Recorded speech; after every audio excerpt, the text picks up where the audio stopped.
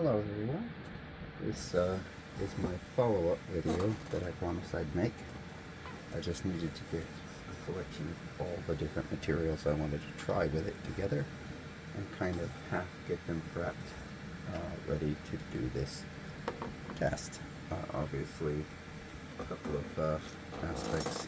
I found that sometimes cutting with these are better than using these because these kind of pinch cut.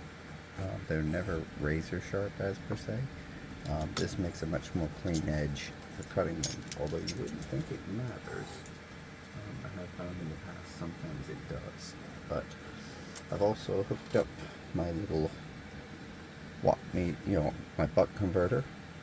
Obviously that's converting 12 volts over to 5 volts.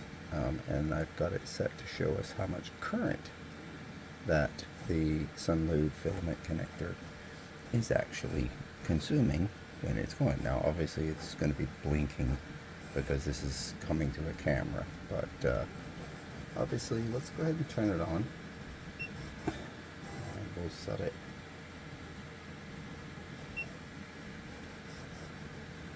first.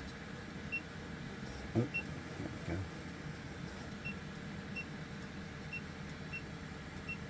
There we go. We're going to set it for PLA.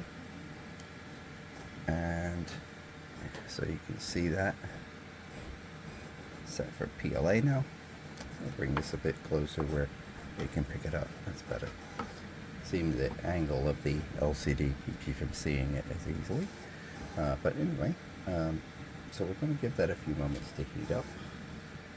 While we're doing that, we're going to start with some high-speed PLA.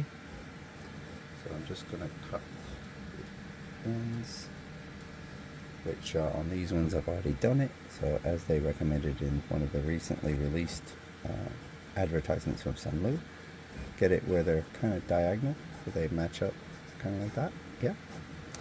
Let's go ahead and get one of the tubes.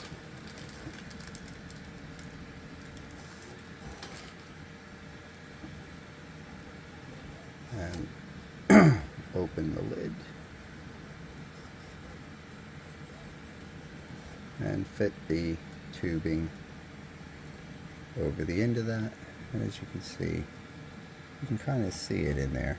Let's see if I can get it to focus there. There we go. So like that. And you want to try and get it, if you can, right about in the middle. Yeah. So just work that over a little bit. There we go. That's better. Yeah, it's just about the middle, I think. So I'll just pull it apart a little bit so you can see that. So there we go. Now it takes a couple of moments to heat up. Obviously it is only being powered by 5 volts, so it does take time. And it is very well controlled for the temperature.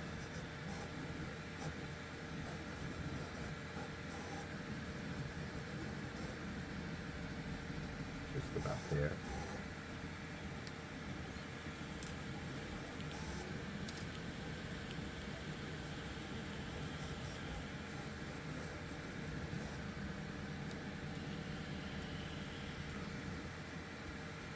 Apologies in advance if you can hear any sounds of printers going. I have Frank over in the side doing a high-speed print, testing some filament. So I'm trying to use my noise cancelling headphones to hopefully kill some of the noise. Okay, this should be ready in a moment because we're nearly at the temperature.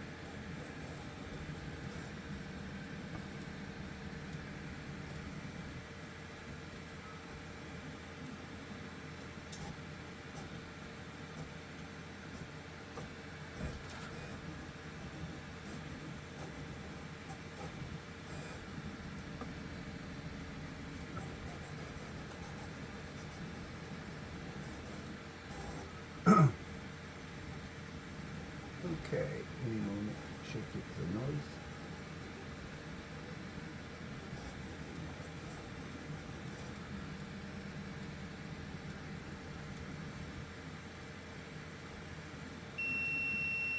Okay, there's our suggestion that it's now ready.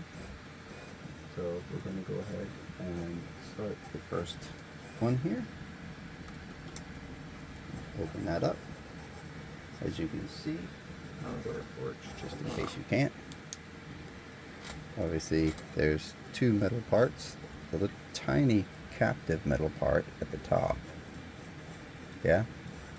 And then obviously a plate down below. So the plate is actually just about the right shape. And that captively grabs the filament on both sides within that short period. So that's how big your weld is going to be, is that top piece mainly. Yeah? Both pieces do get hot. Please do not try and touch them to test them. See if I'm telling you the truth, because I've already done that one. It does get hot. Anyway, so we're going to put this in here. And we're going to close the lid and slightly press.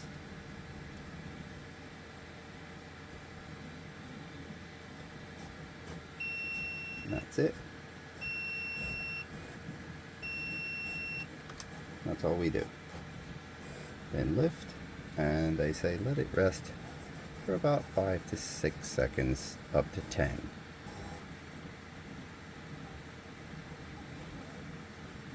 Give it a few moments.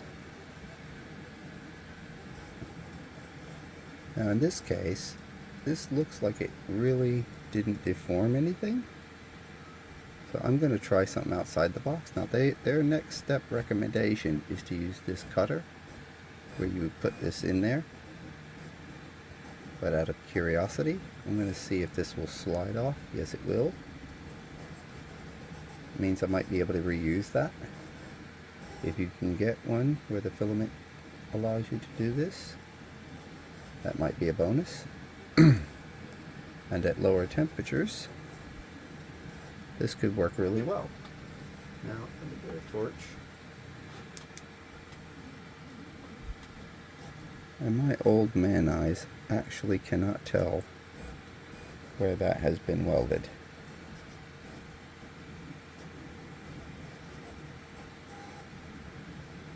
That has actually done a really good job.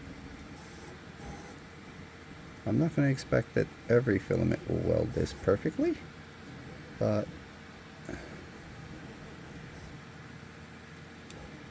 okay, I think we can tell where it is now, because obviously that piece is a bit more rigid right there, so that's where the weld is. But that's done really well. That is really done well. You actually have to look really close to see a slight indentation on it, and it's going to be very hard with the camera to get that. But let me see if I can get some of that up there. That has really done a very good job at welding that. Okay, so with that in mind, that's PLA, high-speed PLA. Definitely a solid joint. Yeah. So we're going to move up to PLA, regular PLA. Now, the reason I did high-speed PLA first is because it has a lower melting temperature. Yeah. So it has a tendency to melt quicker than normal PLA would do. So I've already prepped the ends on pretty much all of these, if I'm bluntly honest. So let's get these in here. There we go. It would seem to me if you don't press really hard on that, you might get several splices out of these tubes. If you can't move it for any reason, that's obviously use the cutter. Okay. I know the intention is that these are a consumable. Obviously you would use them and then ultimately cut it and make it go away. So second joint, PLA, get it right over the thing and close the lid. Slightly press, just a little bit. You're just trying to get that, there we go.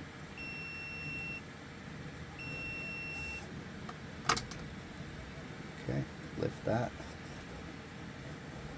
I'm gonna and I can see a little deformation in the PTFE now. Not much. Just let that cool down. Again, I'm going to see if I can slide this off. Looks like, again, I'm lucky. If any of these don't work out with me doing it this way, then I'm obviously going to cut it and redo it, and then I'll cut them off.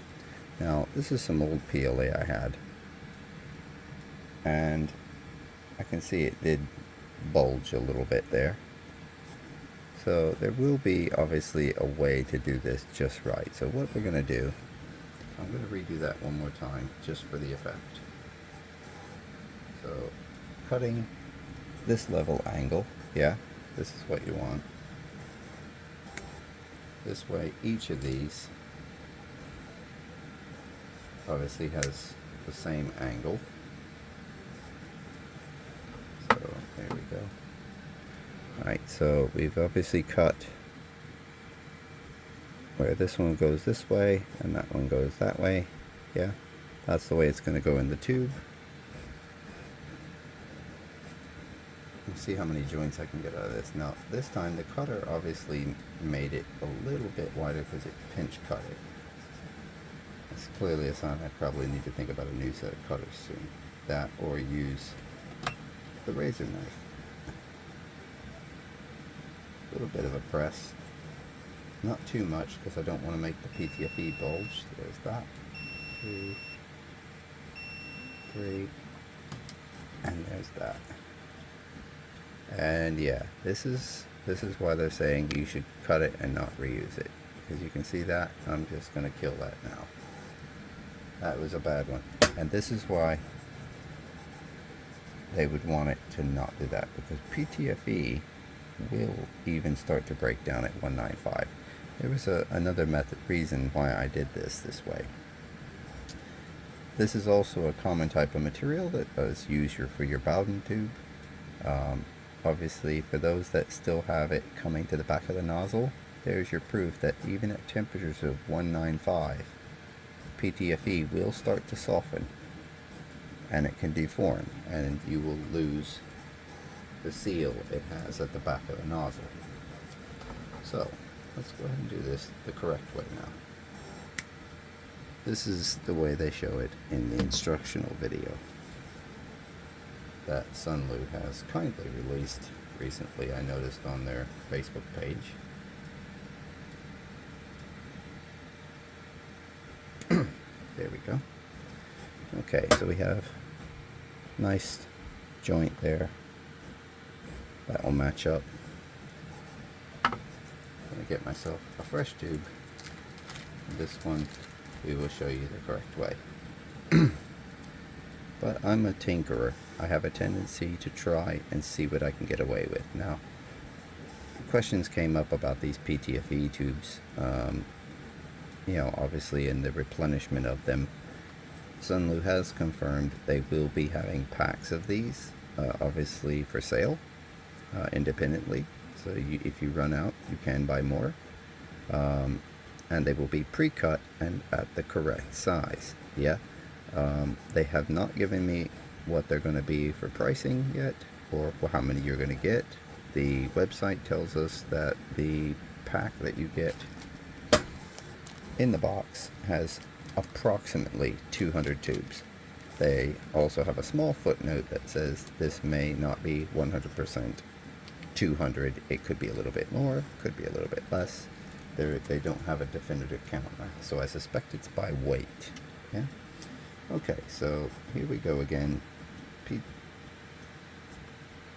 PLA, slight press.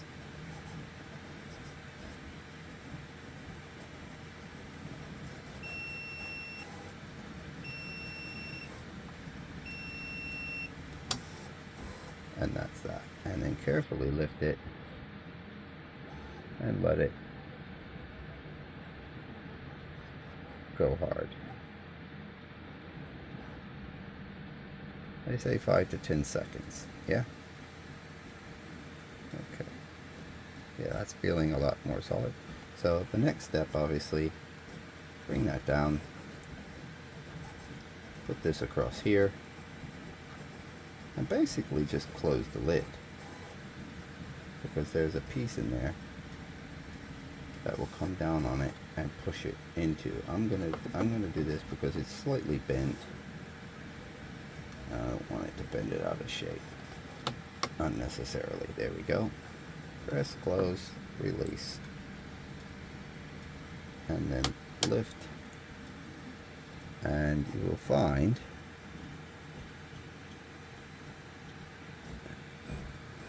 that's what it does. Yeah,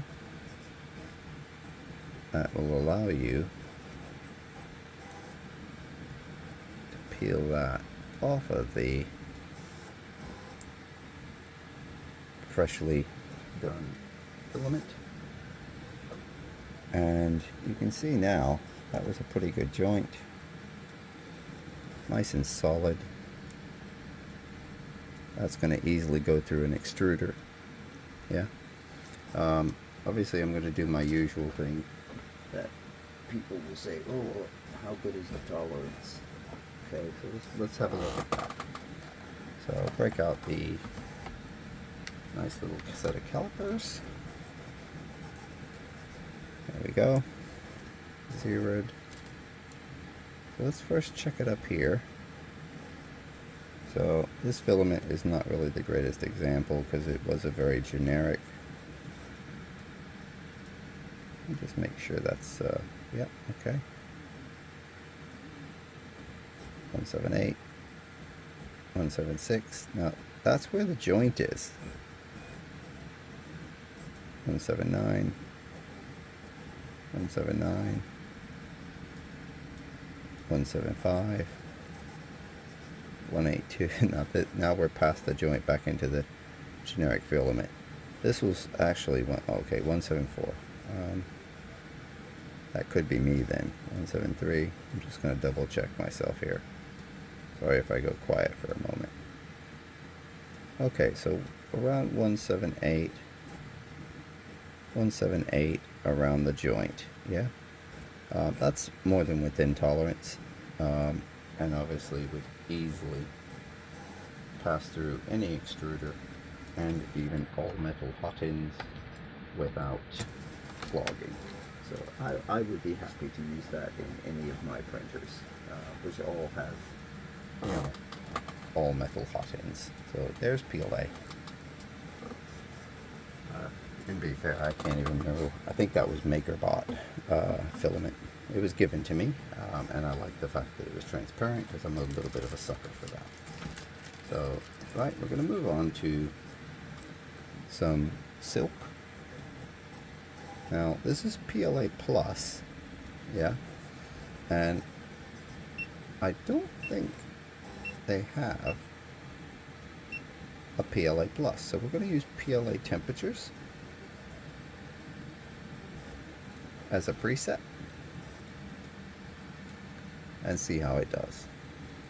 According to the website, obviously PLA Plus or PLA series is 185C for 7 to 8 seconds.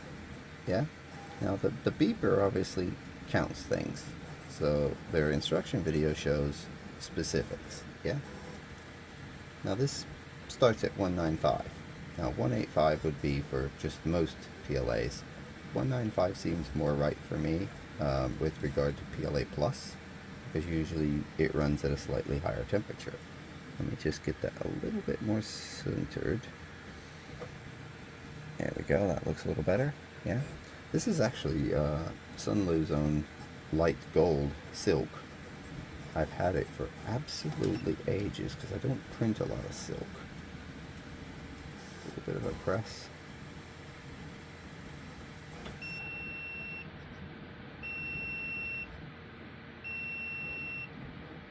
There we go. And then lift. I can definitely see that that would have softened the ends as well.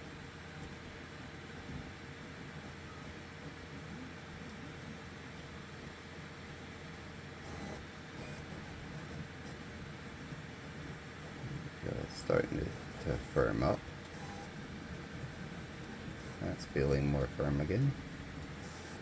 Okay, so now we're going to take that. We're going to put that into the cutter.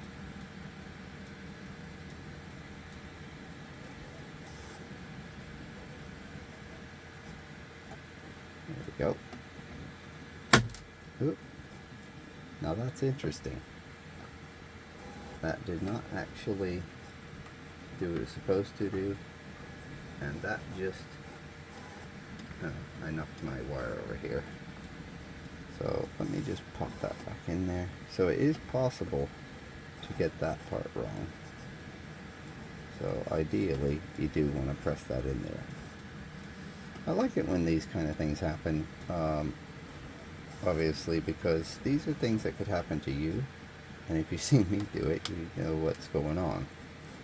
I'll turn that back on, let it start heating back up. Again, obviously, there's that. Tells me also I need to get that and tighten the screw parts on the terminator. Now that did pretty good. This one kind of shows it a little bit better. You can see the weld right there. Obviously fairly strong. That's just saying it's back up to PLA temperature, but that's more than good enough to go through an extruder, or obviously re-spool it back on a spool and be able to utilize that filament. I did read one of their suggested ideas about making some multicolor, and that's a really interesting concept, because if you're really clever and you look at your filament usage on each color, you can almost determine how much filament is required for each layer and path, and if it's very large block changes, then you can probably get away with it. This is kind of how the like the palette, obviously we do it. It cuts it, welds it, and so forth. But yeah, let's move on in here. Now, they don't actually list this material, but I'm going to throw it in there anyway, because I'm weird. This is our ever so flavorful TPU. Everybody's plastic spaghetti. It has a usual melting temperature of around 210 to 220 depending on manufacturer. Printing speeds are around 30 average, 40 on a push. You can get higher, but it does require a printer that understands the material. So I'm going to do it this way, two different colors. And let's see if we can do TPU, because this is another favorite material that I see people loving.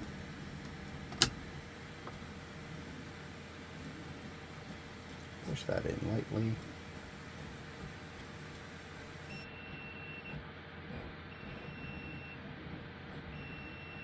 Okay. Now, let's just lift that and inspect. And you can see a color change in the PTFE, because obviously when the filament swells out and presses it into the joint, it obviously contacts with the wall a bit better.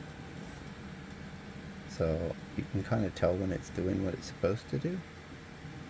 And that looks like a pretty solid all the way around. There we go.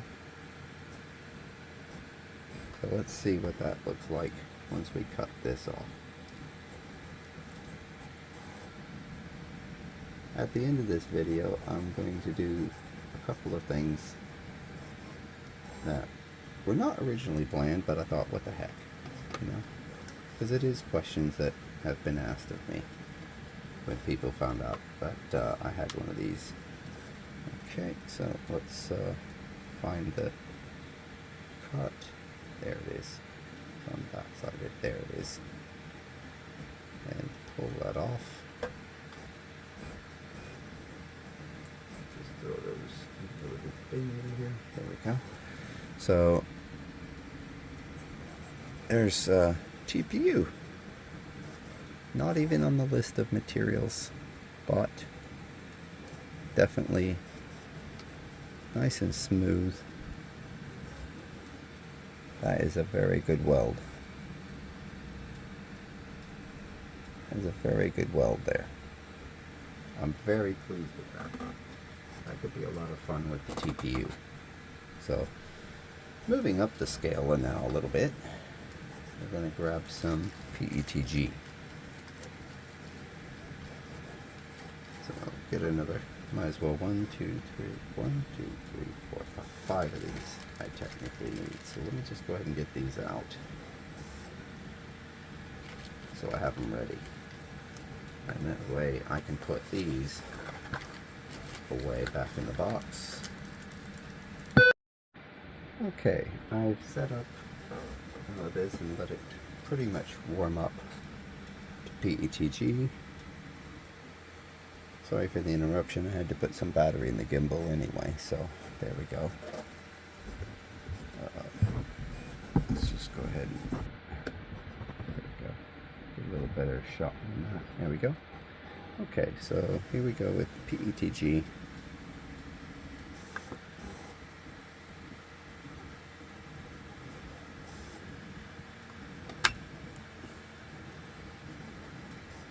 Little push, not hard.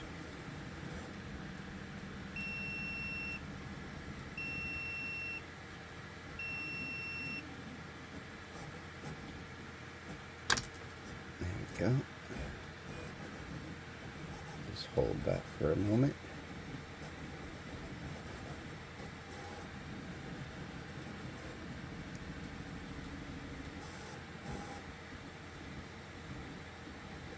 Starting to cool off. There we go. So now that that's done that, put this here.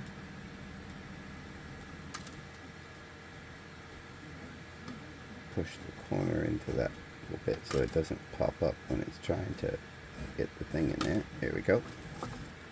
Close the lid. Done. And that's that. Lift both sides. There we go. And then of course, press on that. And that will show you where the break is, kinda. Where is it? I just had it. There we go. So you can see it's starting to show where the split is. So I'll get my thumbnail on that, peel that off. And there's a joint. There's a little bit of a deforming. That was probably when I was lifting it out, but that's definitely a nice tight weld with PETG. So there's PETG knocked off the list. Now I'm going to do this at the same temperature. This is an interesting one. This is actually PETG carbon fiber. So we're going to throw some of that in. We're nearly through them. So I do appreciate your patience if you've made it this far through the video.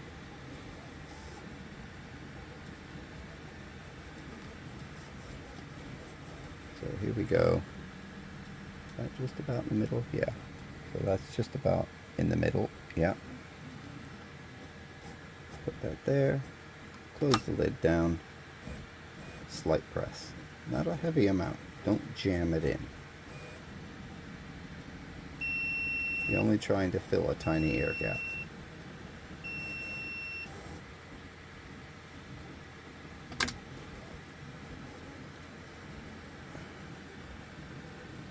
And I'm sure you also saw that one side drooped instantly. That's because obviously it's hot on either side of that. Not just at that middle point. The sides will take radiant heat and ultimately start to be softening on either side of the filament joint. So again, here we go.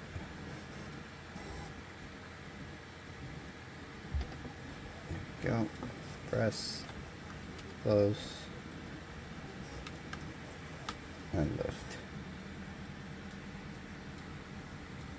And there we go. Nice little easy pop loose.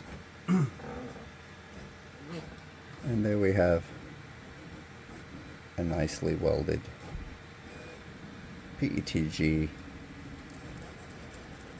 carbon fiber, obviously ready for use. Well, not this piece anyway, but you get what I mean. So that's that. Okay, so we're gonna up the game now a little bit. I'm just gonna pause this while it heats up for the difference, or I might not. Come on, there we go. ABS. Yeah, so this is going to take a bit, so I'm just going to pause it while it heats up the rest of the way. Okay, so obviously it's now heated up. This only took about 2 minutes, but I don't want to kill a lot of your time, obviously making you wait for that counter to go up. Now this is just some generic ABS I had, again, for quite some time. There we go. Now some of these filaments slide in very easily, I noticed. Others are a little bit snug. That's going to be down to the tolerance of your filament. If it's a little bit larger, it will be tighter. If it's a little bit smaller, it'll be looser. Yeah? And try to take that into mind when you're pressing here, is that you want that little gap in there. All you're doing is pushing it enough for that piece where you can see that air gap to come together. Yeah? Make it nice and solid at that point. Yeah? And then press. Just a little bit.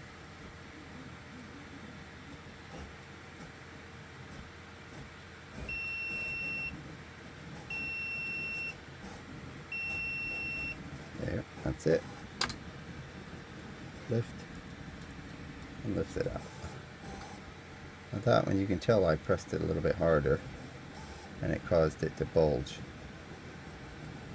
just a wee bit around that.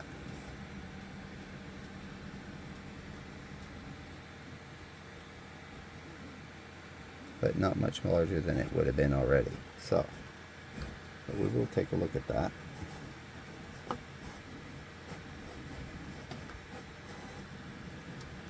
Yeah, see? That's why you press it on the sides. There we go. Presses it in.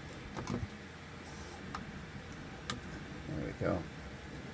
And I can actually just slide it off. Now that joint I'm not overly pleased with. So that's one of the other mistakes that can be made if you get too much pressure. Just want you to see that, and I'm going to redo that one. You see how it went thinner? Because it started to bulge out a little bit. So let's get the cutters. And we're going to cut in the same angle on both sides. Yeah? This is why I like doing some of these live instead of doing them over and over and just recording the good bits of how to do it, because you can see the same mistakes that you potentially could make. Yeah?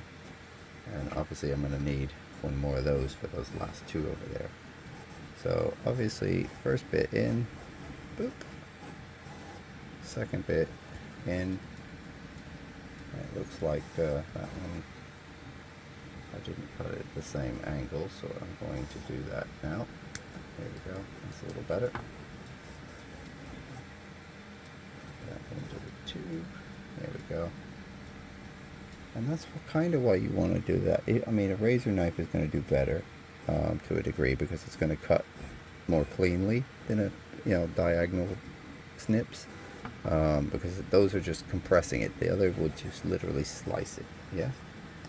So doing this again, this time just hard enough.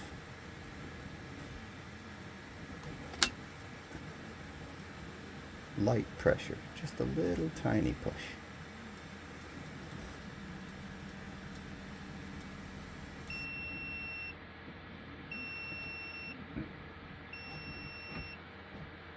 There we go. This time notice it doesn't look like it's bulging around where the weld is. That's the way you want it, right there. So just giving it a second to cool down. And you can see how it went right to the inside of the tubing, where it's darker. Yeah? I'm going to see if I can slide that off. Yes, I can. So I can get one more use out of that one. Might also be good to keep one of these around yourself just for tolerance testing. Obviously, if you have a question about a filament that might be just a bit too large, if your filament can pass through this, even with friction, it'll pass through your hot end. If it can't pass through this, or it gets really tight and you have to force it, it's probably going to get jammed. That's a pretty good joint. Again, joint these. Yeah, that would definitely hold up. So we'll call that a good weld. It's ABS. Now, here's an interesting material. Not everybody will use this material. This is nylon, or PA as it's known. Has a high temperature resistance, semi-flexible, as far as bendability. This can be used in instances where the part is not taking a super amount of stress, but it needs good heat resistance. So part coolers, for example, if you have a Prusa i3, Mark III, Mark IV, any of those, you could print them out of nylon for the part cooling bit. That's what I did on mine. Or any others where the part cooling tips come very close to your hot end, because even though you got a silicone sock on there, it's going to take up a lot of radiated heat from that hot end. Yeah. So now, obviously, nylon is a little bit different. Normally, nylon prints at a much higher temperature. It is listed on here at 230. Yeah. So again, we're gonna. There we go. Go to the presets. There's PA. Sets to 230. Now I'm actually reading off the side, and I'll show that toward the end of the video what I'm reading from. These are guidelines that they give that are recommended. Yeah.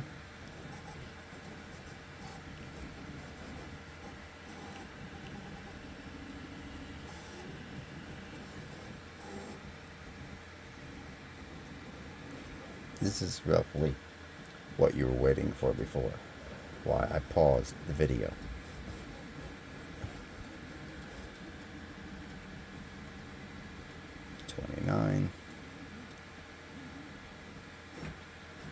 This is about how much for just a 10-degree difference.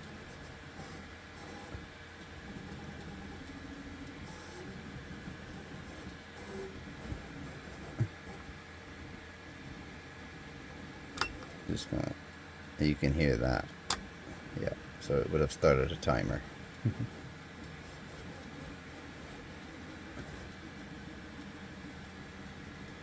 Or it would have tried. Wait for that to get to 230, because I want to make sure this welds correctly the first time if I can. So I think it's one of those things where impatience is not going to do. If you're not patient, you're not going to do well with this.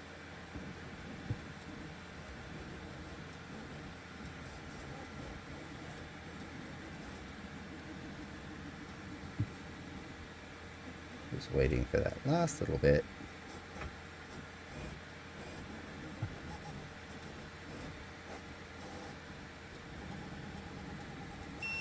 There we go. There's the beep. Even though it's not reading 230 yet, it's beeping at me. So I'm going to do like that. Slight press. And then just kind of hold on to it.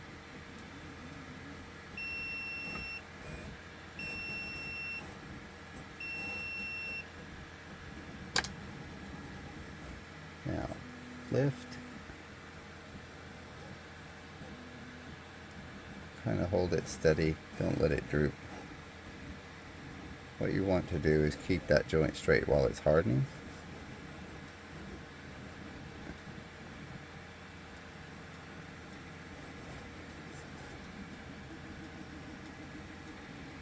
That's about 10 seconds. Let's see if we can get away with one more. Yes. And that's not too bad.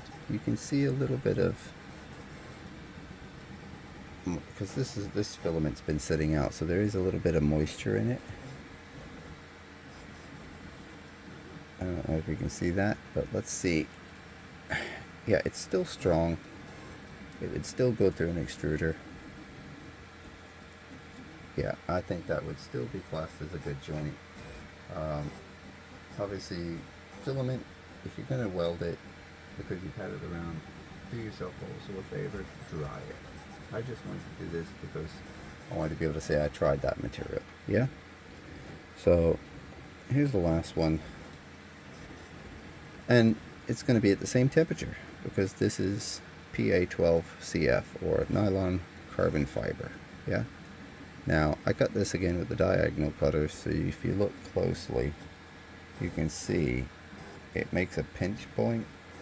This is why I think that doing this with, you know, a razor knife might be a better option, personally. But obviously, you can choose which one you feel safe doing. Diagonal cutters, obviously, or snips. They are a safer way to do this. You're not less likely to have it slip off and cut your finger. Yeah. So please take safety in mind. Yeah. So with that, the last one, I'm going to do it the correct way. There we go. Slight press, ever so light, just enough to fill that tiny little air gap.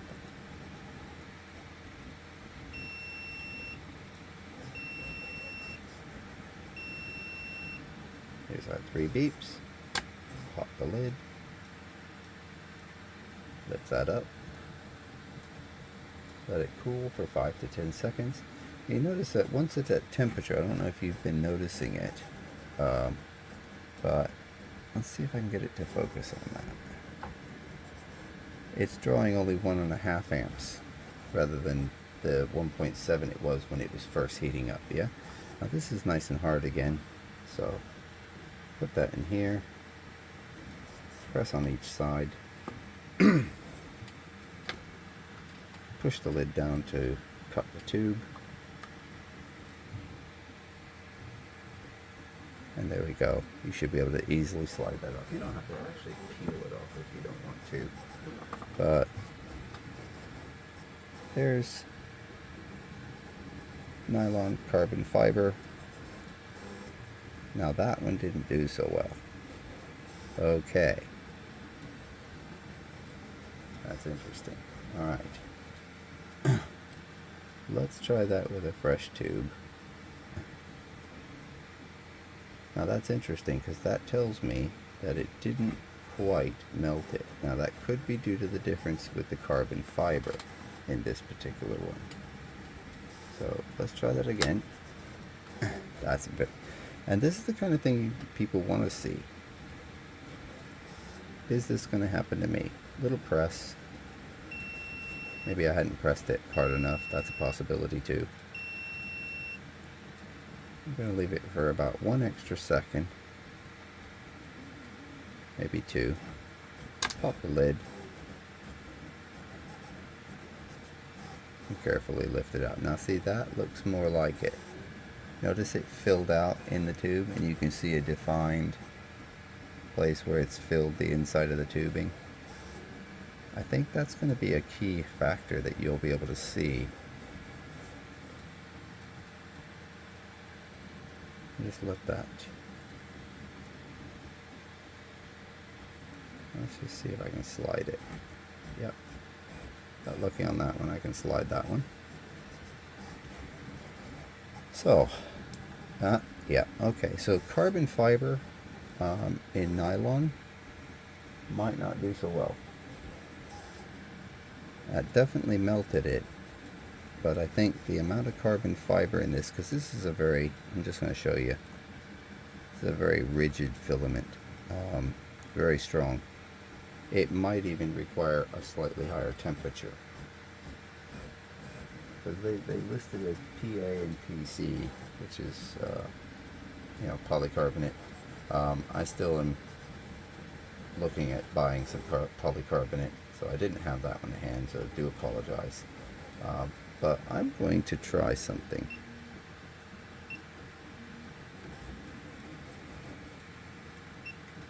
So like that, do like that.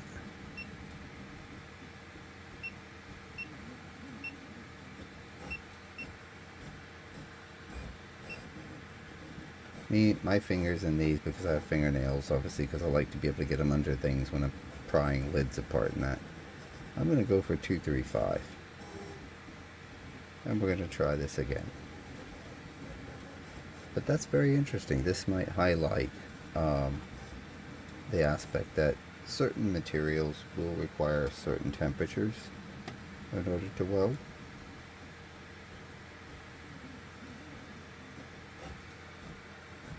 You can see when it's going up, it's pulsing it.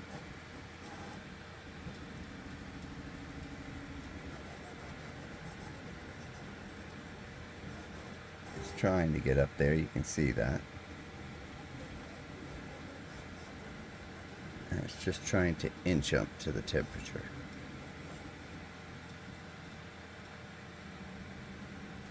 Now I've brought it within 5C of its limit, so hopefully this will do it.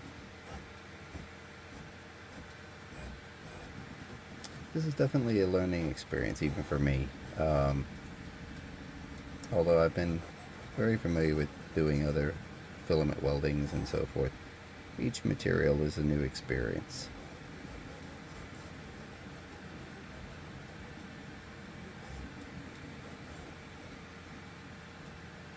Close that so it has a chance to do it.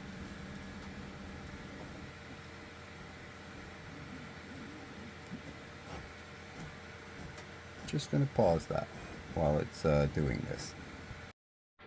Okay, so it took another minute or two to do that one. Let's go ahead and put that right in there. There we go. Nice firm press, but not too hard.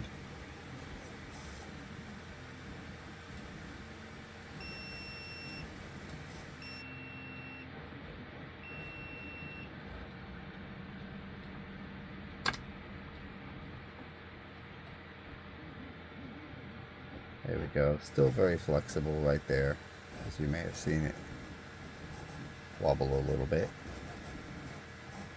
as I was lifting it.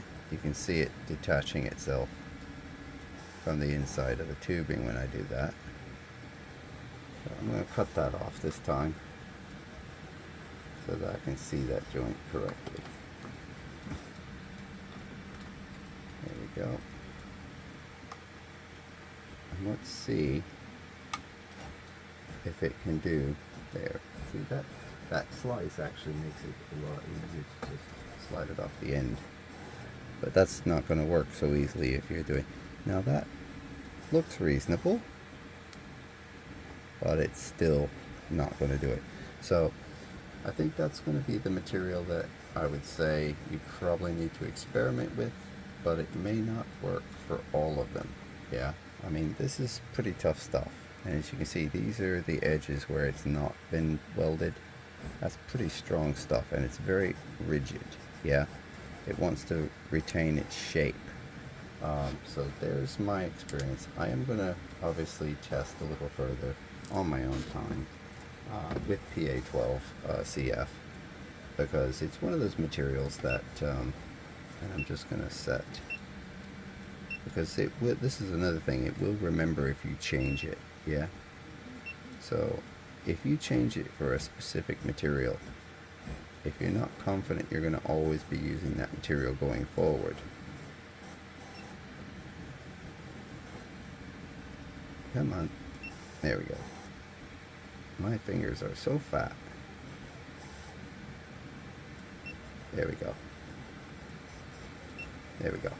Okay, so obviously if you're going to be studying that, this is a material I'm going to try and get my hands on. I mentioned it in a post on my Facebook page that I run. But yeah, this is going to be a learning experience, even for me, for anybody getting one. Ultimately, it does the job on the majority of materials that people would work with, yeah? So I am going to throw one more thought in here.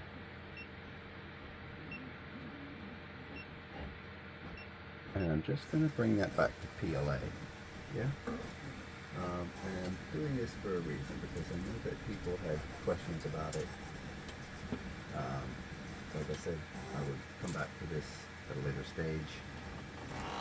So we're going to take our two pieces of PLA. It's a high-speed PLA and a PLA translucent generic. This is some PTFE I found on Amazon. Obviously, if a person gets in a pinch, it's always nice to know whether or not there's going to be alternatives. Now, I can't say this is going to be 100% a good alternative, because it does not actually fit 100% the measurements that are suggested. Now, online, I saw a recent post by Sunlu. It suggested that the tubes are 26 millimeters. So what I'm going to do is I'm going to get my razor knife out here, and I'm going to cut us a piece that is exactly 26 millimeters.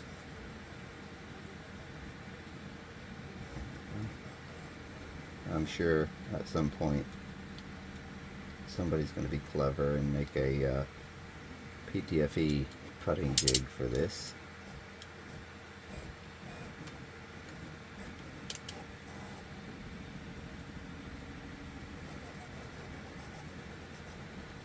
There we go.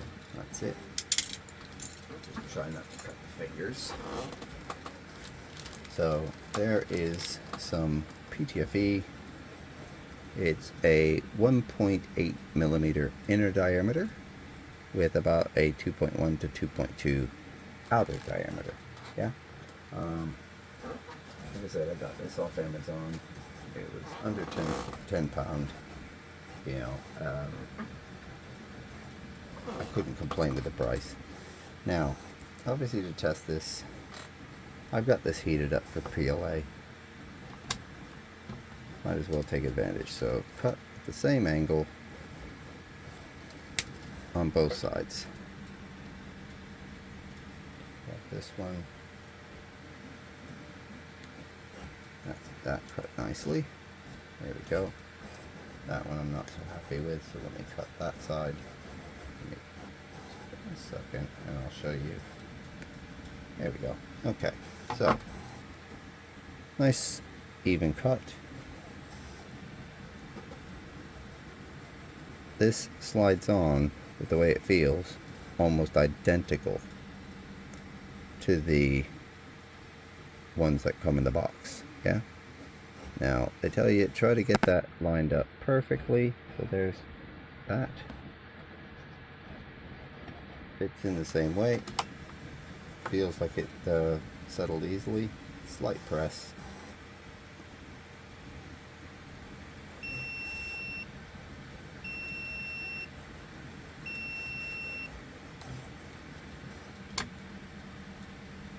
There we go. Lift that up carefully. And you can see it's actually started to fill out into the tube quite substantially. There we go. Yeah. You can see it filled into the tube quite substantially there. So I'm going to press this into here, even though I can see it starting to detach from the tubing, but do this the correct way. There we go. Pull up on both sides, or get your finger up under here, pressing inward.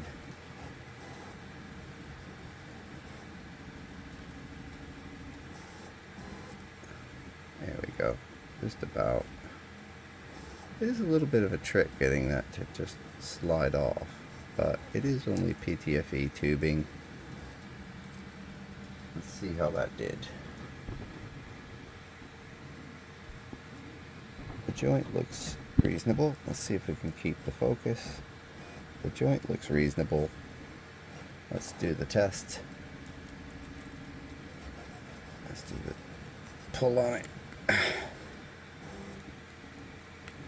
Yep, I'd say that's a good joint. So there you go. You can actually use some PTFE that is available in the market to do these joints. Yeah. I hope you've enjoyed this. I will highlight that obviously in the details, and for those that are interested, obviously if you want, I can obviously update this post in this video, you know, if there's any other materials that I can get my hands on and try it. Obviously with this, right now I'm testing mainly with the traditional materials that most people will use. I think PA12-CF was a little outside of the box for that, because not everybody will use it, and not everybody will want to be splicing it together, because those are going to be a technical filament. But at least we've obviously covered pretty much the ones that you might see typically for sale. Anyway, I hope everybody's enjoyed this, and thank you for watching. Just as a final point on this, this was the guide that they have on the website, obviously regarding the filament connector. Obviously I'll also include this in the link for the filament connector for pre-order. But this obviously highlights, and you can see I did go a little bit outside the box with GPU, but there we go. Anyway, hope you enjoyed. I hope you found this very inspiring and informative. That's the conclusion for the Sunlu Filament Connector. Obviously, thank you again to Sunlu for letting me test that object and product with the different materials. I think I've kind of covered everything that it would be listed for. The only one that I didn't have on the list to hand was polycarbonate and PCL. If you're a company out there that's watching this that is making PCL filament, and you don't mind sending me a sample, pop me a comment or give me a way to get in touch with you. I'd love to try that, because PCL was a new concept to me. I hadn't heard of it prior, so it's definitely very interesting seeing the number of child-friendly 3D printing devices coming to market and that are already on the market. But I think I've covered all the materials that most people would be using. With that, if you have any thoughts, comments, feedback, obviously leave them in the comments for me.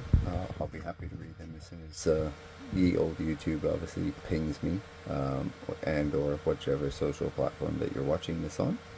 I hope you enjoyed this, and I look forward to any feedback you have. Thank you.